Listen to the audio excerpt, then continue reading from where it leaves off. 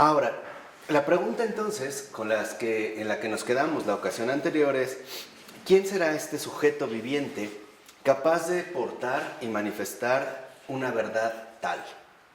Y lo que comienza precisamente afirmando Florensky es que es Jesucristo. ¿Por qué? Dice, porque la verdad que abraza y contiene en su memoria misma la respiración de todo lo viviente, esta verdad que supera la razón no puede ser más que una persona. Entonces, ya este es, digamos, el primer paso fundamental que en efecto se lleva a cabo, ¿no? La verdad no es un mero nombre.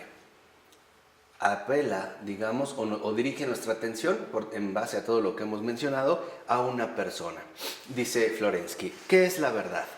Preguntaba Pilato a la verdad. No recibió respuesta, y no la recibió porque era vana su pregunta. La respuesta viviente estaba ante él, pero Pilato no vio la veracidad de la verdad. Supongamos que no contento con su silencio elocuente, el Señor hubiese respondido dulcemente al procurador romano: yo soy la verdad. Incluso en este caso, el interrogador se habría quedado sin respuesta, porque no era capaz de reconocer la verdad como la verdad. No podía convencerse de su autenticidad.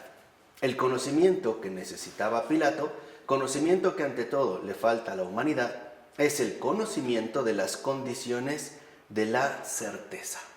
Entonces, lo que vemos es que, en efecto, para conocer la verdad se requieren tener también ya establecidas las condiciones de la certeza. Entonces, tenemos en un primer punto el conocimiento de la verdad.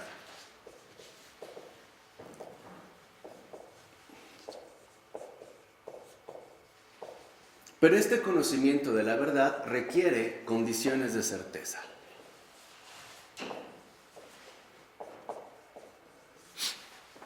Entonces, aunque a veces, y en efecto nosotros quizá lo hemos experimentado de manera mucho más normal, vemos que a veces una persona tiene una determinada inquietud, pero no tiene las condiciones para poder asimilar la respuesta que le ofrecemos. O simple y sencillamente, no queremos nosotros aceptar aquello que se nos va a decir. Entonces, lo que vemos es que las condiciones de certeza nos remitirían, por así decirlo, a un asentimiento voluntario. O sea, el asentir, realmente el estar dispuesto a recibir la manifestación de la verdad como la verdad.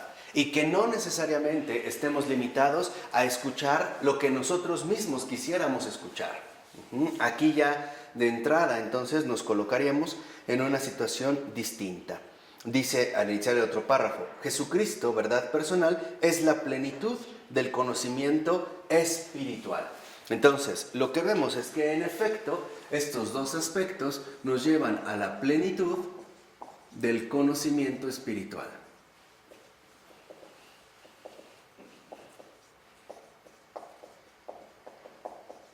Y esta plenitud del conocimiento espiritual está dado en una persona, Jesucristo.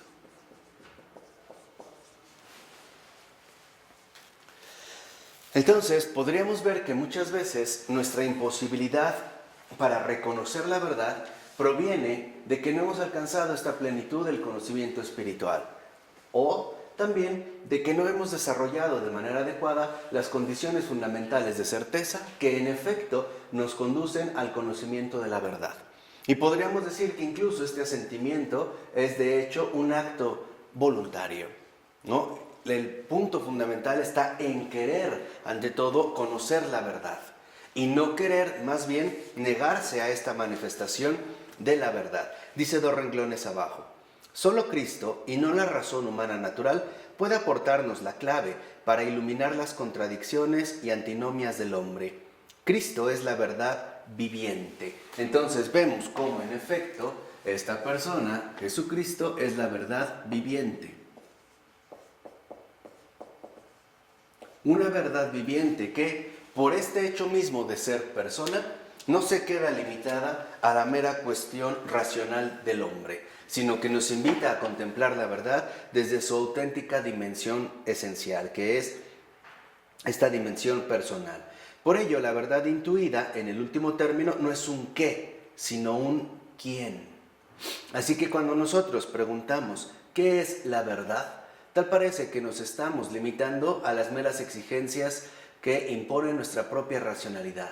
En cambio, cuando comprendemos esta intuición profunda de que se trata de una persona, ahora la cuestión cambia. Ya no es qué, sino quién. ¿Quién es la verdad? Y esto se aplica en general a nuestra realidad inmediata. Por ejemplo, es muy sencillo preguntarse qué es el amor y hacer disertaciones, tratados y ofrecer incluso una multiplicidad de respuestas al respecto. Pero aquí la pregunta no es qué es el amor, sino quién ama, quién realmente ama. ¿Por qué? Porque las respuestas que nosotros en efecto necesitamos siempre son respuestas concretas, podríamos decir encarnadas. De ahí pues que diga el texto, en su última raíz, el sujeto y el contenido de la verdad es una persona que abraza las contradicciones en el amor, porque solo el amor personal sintetiza en su riqueza insondable lo que la razón no puede sino disgregar. El amor se vuelve así principio nociológico, o sea, la búsqueda de la verdad que abrace la totalidad de la vida se convierte en una búsqueda del amor, y la búsqueda del amor en la orientación hacia su hipóstasis personal, el Hijo Verbo, el amor hipostático divino, o sea, el corazón paternal. Entonces, vemos cómo, en este sentido, vemos que esta verdad viviente, o en la búsqueda de la verdad, lo que nosotros podemos descubrir es que no se trata de saber qué es la verdad, sino quién es la verdad. Entonces, esta verdad viviente, en efecto, posee a su vez esta dinámica. Buscamos la verdad, encontramos el amor y entonces encontramos a una persona. Y esta persona es el Padre. Entonces vemos cómo precisamente en esta transición en Jesucristo están reunidas todas las exigencias fundamentales del amor, que incluso es capaz de portar en sí mismo las contradicciones que conlleva y las antinomias que son ineludibles para la realidad humana. Entonces vemos cómo en efecto la verdad, cuando buscamos la verdad, lo que en pocas palabras estamos buscando es al Padre. Estamos buscando a el viviente, ¿no? Al creador de todas las cosas. Estamos buscando, en pocas palabras, lo más esencial de la realidad, que es el Padre. El Padre que como persona se ha manifestado precisamente a través de la encarnación del Hijo, y que a través del Hijo es como nos ha enseñado la realidad viva del amor. Y por lo tanto, ahí o a través de este amor es como accedemos a la verdad. Por eso dice a continuación, Cristo es la verdad personal que conserva el dramatismo mismo de la vida y de la búsqueda de la verdad en un amor irreductible a cualquier sistema, porque es un amor crucificado, y la sabiduría antinómica sigue siendo una cruz para el pensamiento y un traspaso a un nivel esforzado y doloroso, el del conocimiento espiritual. Entonces, vemos que en efecto esta verdad viviente, ¿no? Este recorrido, posee a su vez una señal clara, la cruz.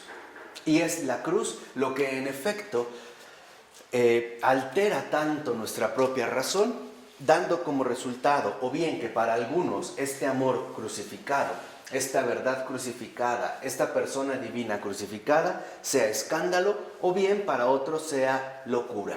Dicho de otra manera, que no estamos dispuestos a aceptar la verdad en su real manifestación, en su auténtica, vamos a decirlo así, realidad, sino que muchas veces también tendemos a tratar de establecer una realidad que nos sea mucho más accesible, muchísimo más cómoda y, en último término, más adecuada a nuestras propias exigencias racionales. O sea, quisiéramos una definición de la verdad que no implicara dificultad alguna para la razón misma, sino que fuera algo así como una argolla hecha a la medida de nuestro dedo, ¿no? Ponérnosla y utilizarla ya como un adorno del cual podemos, o a partir del cual nos podríamos sentir plenamente realizados.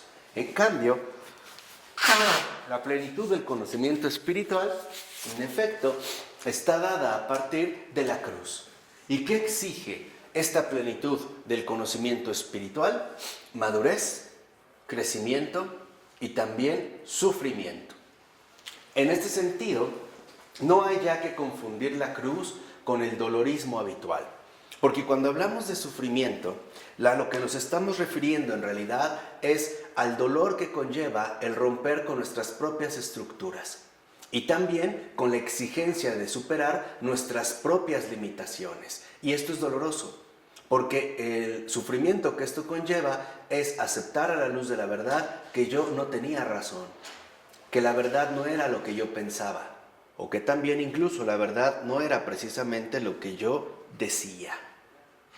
¿Sí queda claro por qué? No se trata de un mero dolorismo ciego y mudo.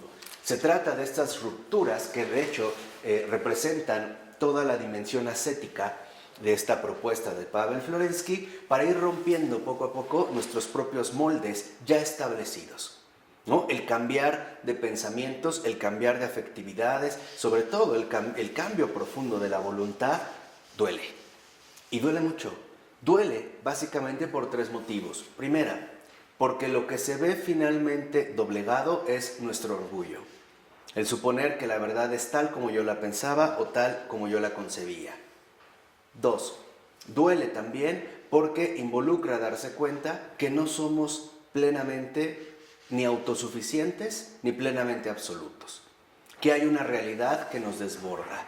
Y duele porque el amor en sí comporta una exigencia fundamental. ¿Cuál es en este sentido la exigencia fundamental del amor? Ser más grande que uno mismo. Esa es la exigencia fundamental del amor, ser más grande que uno mismo. No quedarse en la realidad limitada, por ejemplo, de lo que suele definir, por lo menos, o describir el comportamiento humano. Por ejemplo, nosotros estamos llamados a no ser solamente humanos, estamos llamados a ser personas. Y esta transición, esta de hecho transfiguración ontológica del humano a la persona, involucra que también vamos a tener que asumir la cruz. De tal manera que a la luz de la verdad nosotros nos decidamos voluntariamente por el amor y por lo tanto a asumir nuestra condición real que el Padre nos ha brindado, ser personas como su Hijo, o sea, ser en este sentido hijos de Dios. De tal forma que entonces, si nosotros quisiéramos todavía enfatizar un poco más esta problemática, veremos que involucra hacer lo que no quiero y no hacer lo que quiero. Por ejemplo, es muy fácil que en una reunión, a lo mejor entre amigos, ¿no?, yo prefiera quedarme fuera de casa y no quiera regresar a mi casa. Lo puedo hacer, pero eso significa quedarme en el nivel mínimo de mi verdadera vocación humana. En cambio, renunciar a mis propios deseos en favor de los demás no es fácil. Por ejemplo, qué difícil le puede ser para un hombre salirse de una reunión en la cual de hecho ya está bien animado, ¿no?, o ya está bien entrado en copas. Y más si las pláticas, por ejemplo, que llevan a cabo, pues son pláticas que le resultan sumamente seductoras o atractivas. Y no estamos hablando de malicia, simplemente estamos hablando de los apegos normales que cada persona tiene. Dicho de otra manera, la verdad, conocer la verdad, involucra sacrificio. Involucra sacrificar mis propias perspectivas, mis propias preferencias. En pocas palabras, significa sacrificar al yo. Y esto es precisamente lo que el Señor nos enseña en la cruz. Toda plenitud del conocimiento espiritual atraviesa por la cruz. La anulación de la propia subjetividad. La anulación del yo. Y eso es lo que nos da las condiciones de la certeza. Un asentimiento voluntario, o sea, una voluntad de sacrificio.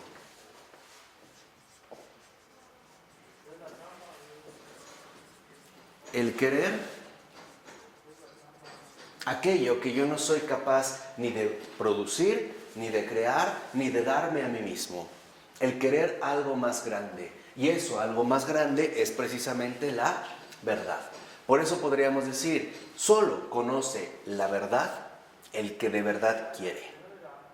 El que de verdad quiere algo más grande que no sea él mismo. Y estas son las primeras condiciones de la certeza. Porque esta voluntad de sacrificio, en efecto, también involucra, 1, humildad. 2, sencillez. Y 3, apertura. Sin estas condiciones fundamentales de la certeza, en efecto, no será posible alcanzar esta plenitud del conocimiento espiritual. Por ello, veamos unas palabras que menciona el cardenal Spildik al hablar del pensamiento religioso ruso. Está en la 150, en la cita que aparece. Dice, es sabido que los hebreos encontraban a Dios en la historia, que los griegos lo buscaban en el macrocosmos, pero los monjes cristianos desde el principio lo han buscado en el microcosmos, es decir, en el hombre como imagen de Dios. La originalidad rusa aparece, sin embargo, más manifiesta si se considera la misma relación nociológica desde el punto de vista opuesto. No solamente se afirma el conocimiento de Dios a partir del hombre, sino también el conocimiento del hombre a partir de Dios.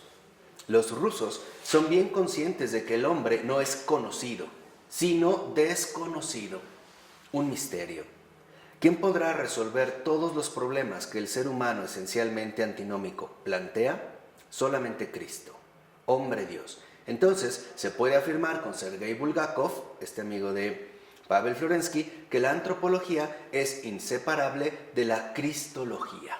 Entonces, en la cruz también nosotros tenemos, en efecto, estos dos elementos fundamentales. Dios hombre. Y por lo tanto, en Cristo, que es aquí, digamos, donde aparece, en Cristo está dada, a partir de su encarnación, esta conjunción fundamental de lo inabarcable, tanto Dios como el hombre. Pero también es por ello que solo Cristo nos manifiesta la verdad fundamental, tanto con respecto a Dios, que nos lo ha revelado como lo que es Padre, pero también con respecto al hombre. Y la realidad fundamental que define a la humanidad es precisamente su aceptación del Padre. Es decir, esta aceptación fundamental de ser salvado. Pero para aceptar esta salvación, primero tengo que reconocer que necesito ser salvado. Si no, ¿qué? Es como mucha gente que dice, pero yo no tengo problemas, ¿no? Lo mismo pasa, por ejemplo, con las adicciones. Por eso se dice que lo primero que se requiere es la aceptación, ¿no? A una persona no le puedes ayudar en sus problemas si ella no reconoce que son problemas. ¿Sí me explico? Entonces, lo mismo ocurre aquí. En el caso de Cristo, Cristo nos ha revelado la verdad fundamental de Dios y también la realidad fundamental del hombre. Y nos ha enseñado como hombre cómo se conoce a Dios. Y nos ha enseñado como Dios de qué manera Dios precisamente conoce al hombre. ¿Y en qué consiste el conocimiento de Dios con respecto al hombre? En amarlo, en ser amado. Y es la misma correspondencia que nosotros vamos a ir estableciendo precisamente a partir de esta revelación. El hombre solo conoce la verdad amando a Dios. Y no solo va a conocer la verdad de Dios, también va a conocer la verdad de sí mismo. Y aquí es donde brota la fuente viva de la verdad, ¿no? Esta verdad viviente que es justamente y solo es Jesucristo. Por ello dice ahora en la 151, Polovinkin, otro teólogo ruso, dice, la verdad viviente es una de las categorías fundamentales de la filosofía ortodoxa rusa. Poco a poco, los pensadores rusos ortodoxos se persuaden de que la verdad es un rostro, una persona y no un conjunto de juicios, y relacionan esta teoría con las palabras de Jesucristo. Yo soy el camino, la verdad y la vida. Entonces, ahora precisamente lo que vemos es que Cristo, ¿no?, dice, yo soy el camino, la verdad y la vida.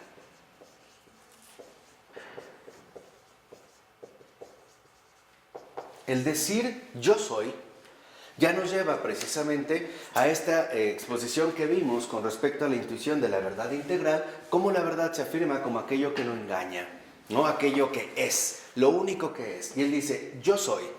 Vean también cómo no dice, yo les voy a decir, les voy a mostrar, les voy a explicar. Dice, yo soy. Yo, como persona, yo soy el camino. ¿Qué camino? El camino que nos conduce justamente al conocimiento de la verdad. ¿Y cuál verdad? La verdad misma de la vida. ¿Y cuál es la verdad misma de la vida? El Padre que está en los cielos. Entonces, a lo que nos conduce en este sentido, y aquí fueron muy sensibles o han sido muy sensibles los filósofos rusos, es que cuando se habla de la verdad, no se habla de algo, sino que se habla de alguien. Entonces, podemos decir, y este es en un sentido mucho más profundo, ¿cómo conocemos la verdad? Solo a través de alguien más, no a través de mí mismo. Solo a través de alguien más. ¿Cómo se conoce la verdad? A través de alguien más. ¿Cómo se conoce la vida? A través de alguien más, no de algo. Porque no estamos precisamente en una situación conceptual. Estamos, en último término, ante una realidad viva de la cual asimismo cada uno de nosotros forma parte. Entonces, Cristo, que dice, yo soy el camino, la verdad y la vida, es ese alguien fundamental. O sea, Él es.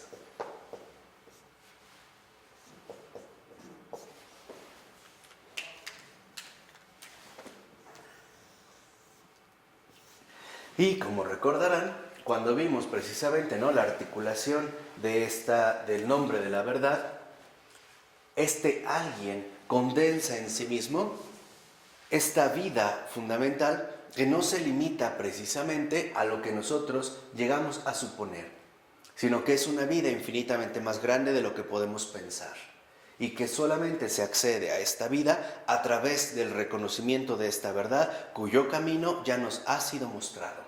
El camino es Él. Por ello, no es posible separar de Cristo lo que Él es de lo que Él dice.